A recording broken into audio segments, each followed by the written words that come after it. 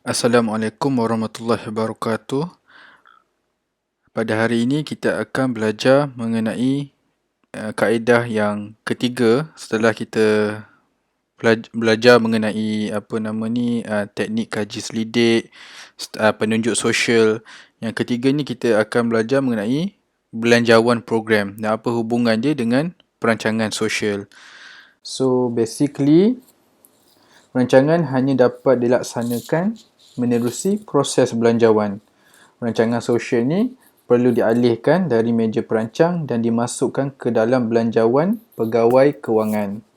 Proses belanjawan ni ialah pemacu yang mengaitkan dasar dan rancangan sosial dengan penyampaian perkhidmatan.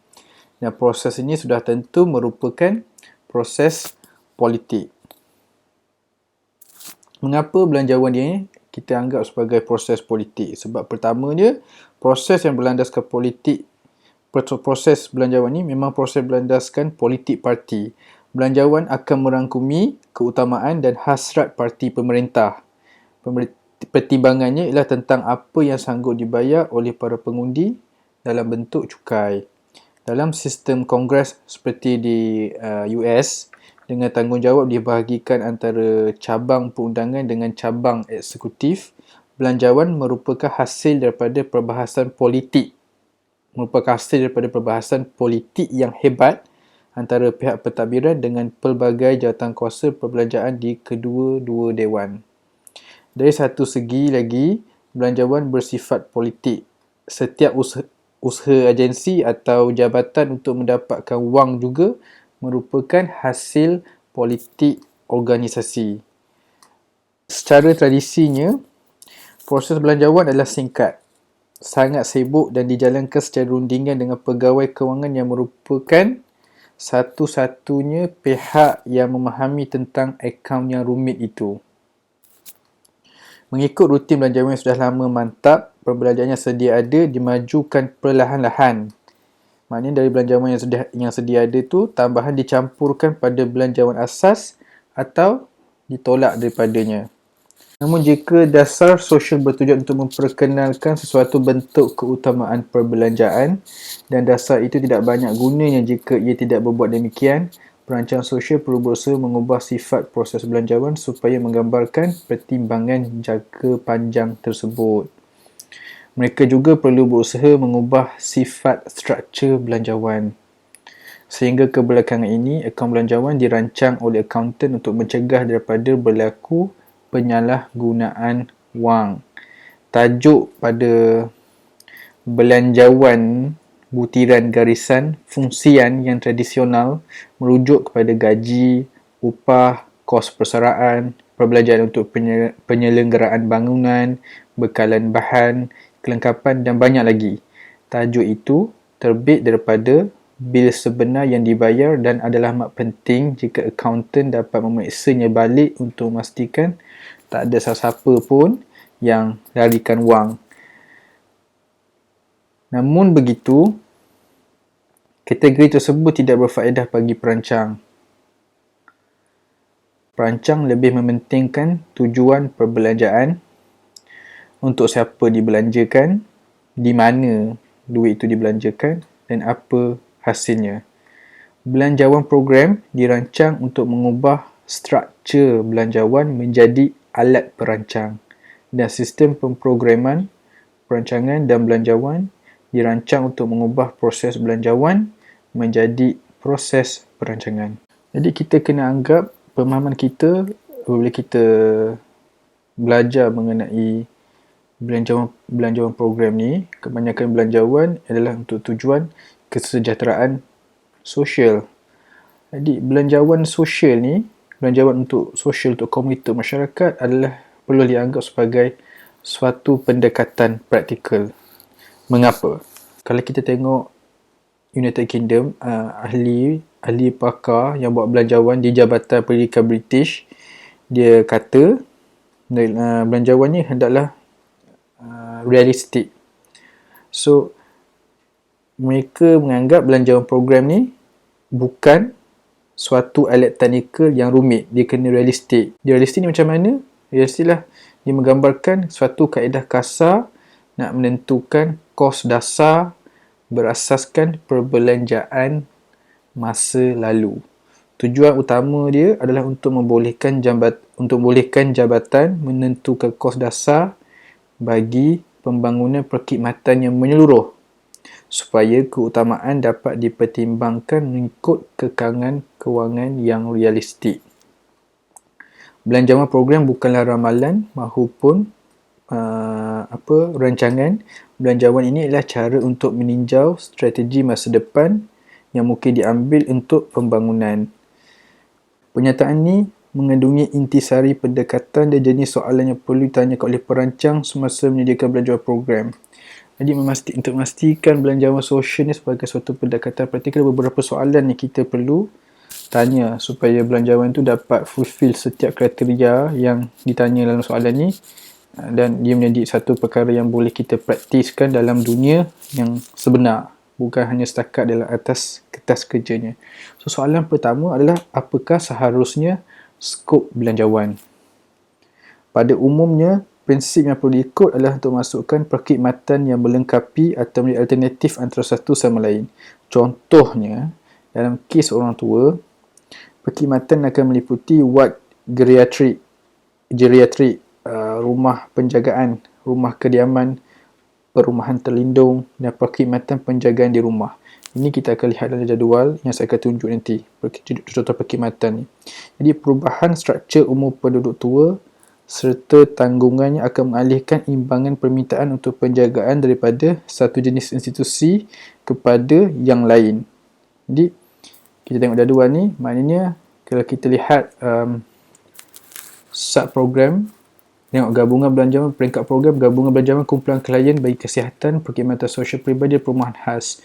Ada untuk orang tua, ada untuk kanak-kanak, ada untuk pesakit otak dan lain-lain lah. So kita fokus kat, sebagai contoh dia, perkhidmatan pakar untuk orang tua. So untuk perkhidmatan pakar tua ini saja, belanjawan harus merangkumi rumah kediaman, pembantu rumah di rumah sendiri, perumahan khas untuk orang tua, penjagaan di rumah penjagaan, penjagaan harian di hospital, penjagaan jangka panjang di hospital. So nampak tak, bila dia dibuat ni, perkhidmatannya berbeza-beza, dan apabila secara logik akalnya, apabila seseorang individu tu meningkat makin tua, mula dia mampu duduk di rumah kediaman. Lama dia perlukan pembantu rumah dia. Apabila dia tak mampu menjaga dia sendiri, dia kena duduk di perumahan khas. Lepas tu boleh duduk jaga di rumah penjagaan.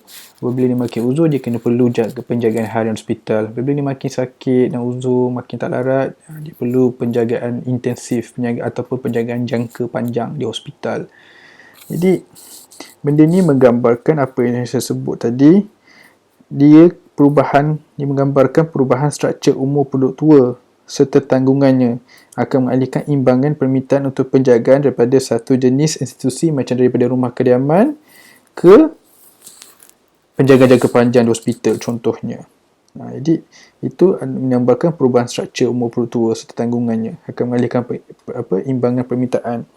Bila nak buat belanjawan ni, bila kita nak reflect, nak tunjukkan dalam kertas kerja belanjawan, perancang tentu ingin menunjukkan kesan perubahan dalam saiz dan tanggungan penduduk pada perbelanjaan bagi pelbagai perkhidmatan jenis inilah, berbagai permintaan jenis ini dengan andaian standard akan dikekalkan. Oleh demikian, mereka tentu ingin menunjukkan kesemua perkhidmatan lingkungan skop sebuah belanjawan. Mana skop kena merangkumi semua benda ni, kena detail. Jadi perancang mungkin juga ingin menunjukkan natijah meningkatkan atau mengurangkan bilangan staf atau input yang lain. Sebaliknya, belanjawan juga perlu mencerminkan realiti pentadbiran dan organisasi.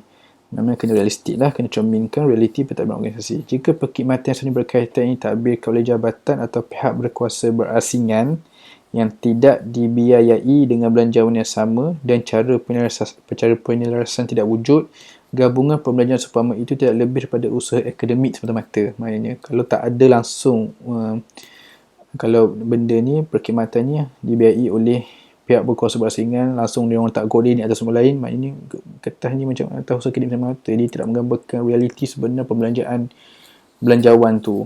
Jadi belanjawan perlu berkaitan. Sebab apa? Kalau nak bagi dia Nak bagi diri ni realistik bukannya atau usaha akademik mata, maknanya belanjawan ni perlu berkaitan dengan sesuatu unit pembuat keputusan yang berupaya membuat peruntukan belanjawan meliputi seluruh skopnya, seluruh pemegang taruh tu. Dia kena ada koordinasi, kena ada penjelasan daripada pemegang taruh yang relevan yang berbeza-beza ni. Okey. Jadi kita pergi yang kedua. Soalan kedua adalah apakah seharusnya kategori subprogram. Okey. Ni kita straight terus, kita ada 6 pertimbangan dalam merangka kategori subprogram tu. Tapi sebelumnya, pertamanya, kategori tu mesti mencerminkan keutamaan politik para menteri. Mungkin ada kumpulan dirasakan bahawa mereka harus diberi keutamaan. Dalam kes ini, pembelajaran untuk kumpulan berkenaan perlu dipecahkan dan ditunjukkan secara berasingan. Keutamaan ahli politik jelas akan berubah, tetapi kategori belanjawan tidak boleh berubah sekerap itu. Di sinilah, poin kat sinilah pertimbangan politik perancang menjadi penting. Apakah pilihan utama yang berterusan yang perlu dipertimbangkan oleh semua menteri atau ahli jawatankuasa? Tugas ni amat penting. Jika belanjawan dibentangkan kepada sebuah jawatankuasa dari segi kos staf dan perbelanjaan untuk perjalanan serta kelengkapan, beginilah caranya pilihan dan perbahasan politik akan berkembang. Jika isu tentang equity sosial antara kumpulan atau kawasan hendak dibincangkan, isu tersebut mesti digambarkan dalam struktur belanjawan. Soalan pertimbangan yang kedua adalah kategori itu yang dipilih itu mestilah mencerminkan arah aliran yang berubah dan yang menjadi dasar dan permintaan untuk perkhidmatan. Jika satu bahagian perkhidmatan terjejas disebabkan oleh kemerosotan pesat dalam bilangan pengguna, contohnya perkhidmatan untuk ibu-ibu mengandung atau sekolah rendah, keadaan ini kena kita tunjukkan dengan jelas dalam akibat pembelanjaan. Justru itu, struktur program mesti menggambarkan demografi dan juga struktur institusi bagi perkhidmatan yang disediakan untuk kumpulan yang berlainan di kalangan penduduk. Pertimbangan yang ketiga, struktur program mesti dapat menggambarkan perubahan yang berlaku dalam teknologi dan kos, yakni bahagian penawaran.